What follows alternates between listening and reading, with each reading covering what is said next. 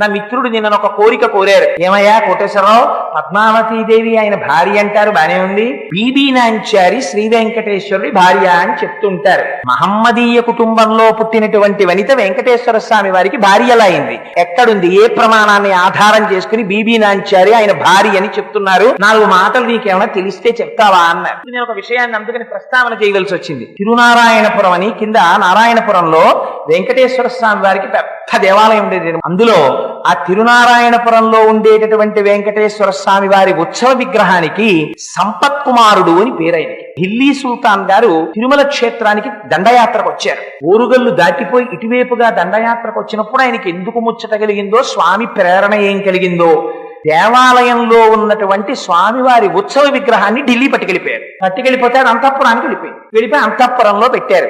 ఢిల్లీ సుల్తాన్ గారి కూతురు ఆ విగ్రహాన్ని చూసి ఆ తల్లికి ఏం కనపడిందో, అందులో అబ్బాయి ఎంత అందంగా ఉన్నాడో, స్వామిని రోజు మహమ్మదీయ కుటుంబంలో జన్మించిన జన్మ కారణం కాదండి.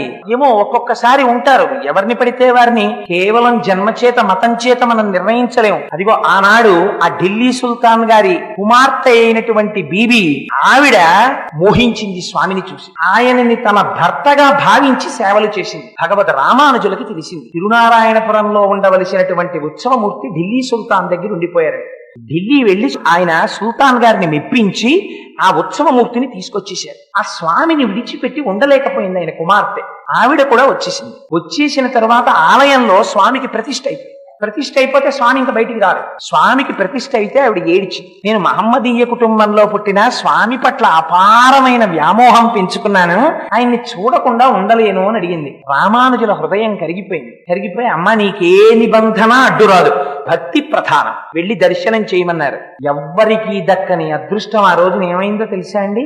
ఢిల్లీ సుల్తాన్ గారి కుమార్తె లోపలికి వెళ్లి స్వామిని చూసి కన్నుల నీరు కారుస్తూ స్పృహ తప్పి పడిపోయి స్వామిలో ఐక్యమైపోతే అప్పుడు భగవద్ రామానుజులు నిర్ణయం చేశారు, ఈమె కారణ జన్మురాలు, సాక్షాత్ ఆండాళ్ వంటి తల్లి, ఏమో ఏ కారణం చేతనో మహమ్మదీయ కుటుంబంలో జన్మించింది అని అప్పుడు బీబీ నాంచారికి విగ్రహం చేయించారు.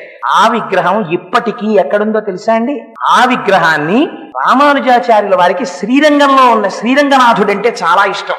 శ్రీరంగనాథుడికి వెంకటేశ్వరుడికి తేడా ఉండదు.